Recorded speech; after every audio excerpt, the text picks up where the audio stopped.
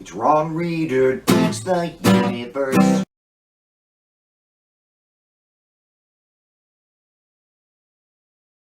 I'm Ron Reader, and this is Ron Reader Digs the Universe. And tonight, stupid anti-mask arguments. My middle school debate teacher recently posted on a Hometown Nostalgia Facebook page a brief criticism of our old school district, Humble ISD, for its refusal to mandate masks and its increasing COVID caseload. Very quickly, local conservatives started commenting about their views on masking, and let me tell you, they were freaking passionate. The argument that shaped up from multiple commenters was something along the lines of, wear a mask if you want for your own protection, but don't force people to do it. A sort of freedom or civil rights angle on masking. Never mind the fact that there is no civil right not to wear a mask during a pandemic. I mean, if society can make you wear pants, then society can make you wear a mask as emergency public health policy. But I was far more interested in what appeared to be a total lack of understanding of why we wear masks. Embedded in the anti-mask civil rights argument, if that's what you want to call it, is the assumption that masking is all about protecting you, the individual. And while there might be some slight bit of truth to that, because regular surgical masks do offer slightly more protection to the individual wearing it than no mask at all, by far, we wear masks to protect others from you, the individual. Studies have now shown multiple times that masking cuts disease transmission massively, way more than whatever protective benefit the mask wearer gets. So we mask to protect others, not ourselves. And that's not rocket science, right? I tried explaining this to a few of these passionate anti-maskers, but to no avail. They kept right on with the protect yourself if you want argument. It was like trying to talk with a Disney animatronic figure. Whatever you say, they're always going to repeat what they just said.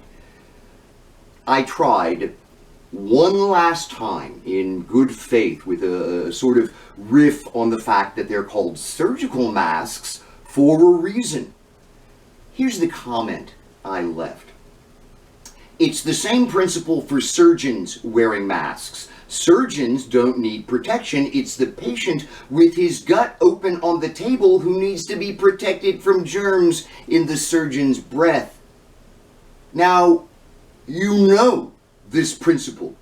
You've known it since you were a kid, and the concept of surgeon, complete with scalpel, that reflective eye headband thingy, and yes, a surgical mask to protect patients from the surgeon's germs, first became known to you. You also know this from watching episodes of MASH and likely from lots of other places. What really gets me is why you're pretending not to understand this idea that 7-year-olds get. I can't take you seriously as long as you're pretending to be an idiot.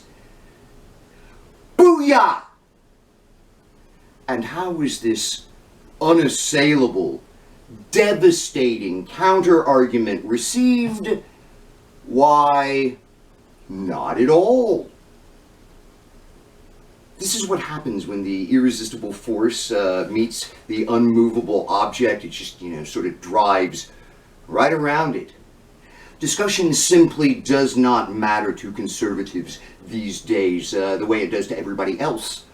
Normal people discuss in order to find the truth or to find consensus and compromise. Conservatives now discuss in order to overpower their opponents, as stupid anti-masking arguments make all too clear. And the marketplace of ideas apparently has no idea. It's not like liberals and moderates bringing a knife to a gunfight, much more like they're not understanding that it's a fight. The days of civil discussion with brandy and cigars in the library are long gone. Rhetoric is now a battlefield, a power struggle with everything on the line. If liberals and moderates continue refusing to acknowledge this new reality, we will be buried by what amounts to fascist discussion.